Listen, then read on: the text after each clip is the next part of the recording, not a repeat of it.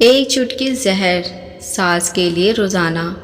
एक बहू अपनी सास से परेशान होकर देखिए क्या कर रही है इस कहानी में। नीलम नाम की एक युवती का विवाह हुआ और वह अपने पति और सास के साथ अपने ससुराल में रहने लगी। कुछ ही दिनों बाद नीलम को आभास होने लगा कि उसकी सास के साथ पटरी नहीं बैठ रही है। सास पुराने ख्यालों की है और बहू नए विचारों वाली। नीलम और उसकी सास का आए दिन झगड़ा होने लगा।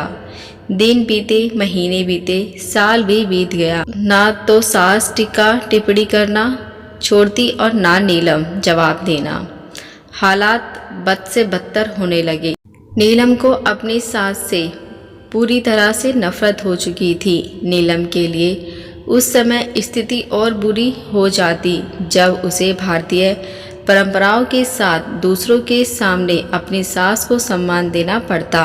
अब वह किसी भी तरह सास से छुटकारा पाने की सोचने लगी। एक दिन जब नीलम का अपनी सास से झगड़ा हुआ और पति भी अपनी मां का पक्ष लेने लगा तो वह नाराज होकर अपने मायके चली गई। नीलम के पिता आयुर्वेदिक के डॉक्टर थे। उसने रो रो कर अपने व्यर्थ पिता को सुनाया और बोले, आप मुझे कोई जहरीली दवा दे दीजिए जो मैं जाकर उस बुढ़िया को पिला दूं, नहीं तो मैं अब ससुराल नहीं जाऊंगी।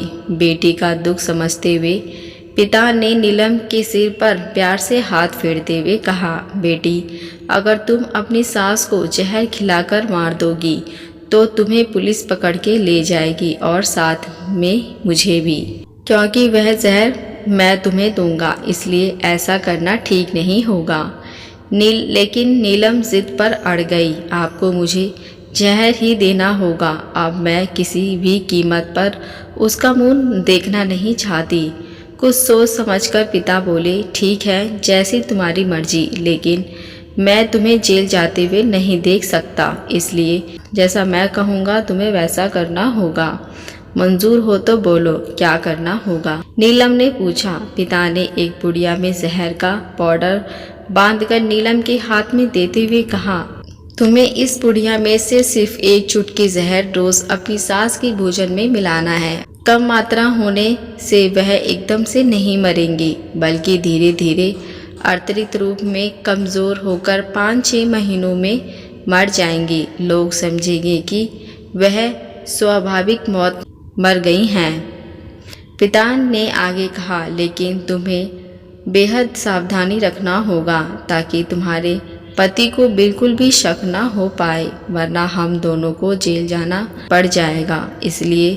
इसके लिए तुम आज के बाद अपनी सास से बिल्कुल भी झगड़ा नहीं करोगी, बल्कि उनकी सेवा करोगी। यदि वह तुम पर कोई टीका टिप्पणी करती है तो तुम चुपचाप सुनोगी, बल्कि बिल्कुल भी जवाब नहीं दोगी। बोलो, कर पाओगी ये सब? नीलम ने सोचा, 5-6 महीने की तो बात है, फिर तो छुटकारा मिल ही जाएगा। उसने पिता की बात मान ली और जहर की पुड़िया लेकर ससुराल चली गई। ससुराल आते ही अगले दिन से ही नीलम ने सास के भोजन में एक चुटकी जहर रोजाना मिलाना शुरू कर दिया। साथ ही उसके प्रति अपना बर्ताव भी बदल लिया। अब वह सास के किसी भी ताने का जवाब नहीं देती, बल्कि क्रोध को पीकर मुस्कुराते हुए सुन लेती। रोज उनके पैर दबाती और उनकी हर बात का ख्याल रखती। सास से पूछ कर उनकी पसंद का खाना बनाती, उनकी हर आज्ञा का पालन करती। कुछ हफ्ते बीतते बीतते सास के स्वभाव में भी परिवर्तन आना शुरू हो गया। बहू की ओर से अपने तानों का जवाब ना पाकर उसके ताने अब कम हो चले थे, बल्कि वह कभी कभी बहू की सेवा के बदले आशीष भी देने लगी थी। धीरे धीरे 4 महीने बीत गए। नीलम नियमित रूप से सास को रोज एक चुटकी जहर देती आ रही थी, किंतु उस घर का माहौल अब एकदम से बदल चुका था। सास बहू का झगड़ा पुरानी बात हो चुकी थी।